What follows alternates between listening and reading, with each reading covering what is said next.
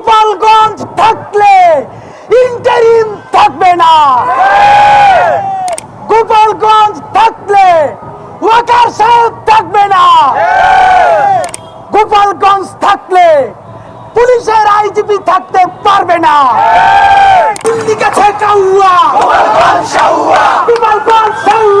আপনাদেরকে খুবই স্পষ্ট করে বলতে চাই, মাননীয় আর্মির চিফ, পুলিশের আইজিপি এবং ইন্টারিম বাহাদুর, যত্ন নিয়ে শোনেন।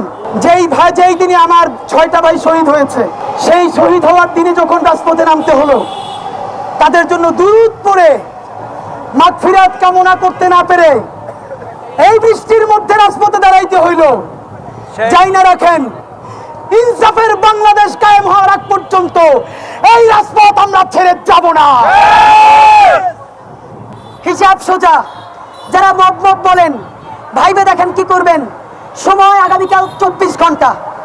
এই 24 ঘন্টার মধ্যে গণহত্যাকারী, ফ্যাসিস্ট, জঙ্গি, প্রত্যেকটা আওয়ামী লীগের বদমাইশ খুনিগুলা যারা গোপালগঞ্জে পালাই আছে, দেশ বিরোধী রাষ্ট্রদ্রোহী ষড়যন্ত্র করতেছে, আমার পুলিশ ভাইকে আক্রান্ত করতেছে, গাড়ি পোড়াই দিতেছে, ইউনোর গাড়ি আক্রান্ত করতেছে, আমার জুলাই যোদ্ধা ভাইদেরকে জান শেষ করে দেওয়ার জন্য আক্রমণ করতেছে।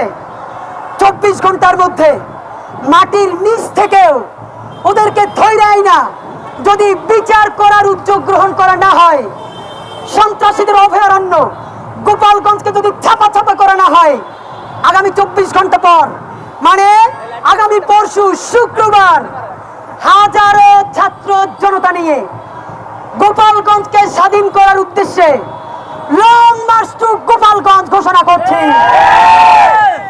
আপনাদেরকে 24 ঘন্টা সময়, এই 24 ঘন্টার মধ্যে যদি দৃশ্যমান উন্নতি দেখাইতে না পারেন, আমাদের উপরে যদি ব্রাশ ফায়ারও চলে, আমরা গোপালগঞ্জ পর্যন্ত যাবই যাব ইনশাআল্লাহ। যদি পথিমধ্যে শহীদ হয়ে যাই, আল্লাহর কাছে যাব ইনশাআল্লাহ। আর যদি শহীদ না হই, তাহলে গোপালগঞ্জে গিয়া ফ্যাসিবাদের আতুর ঘরকে জাহান্নাম বানাই দেব।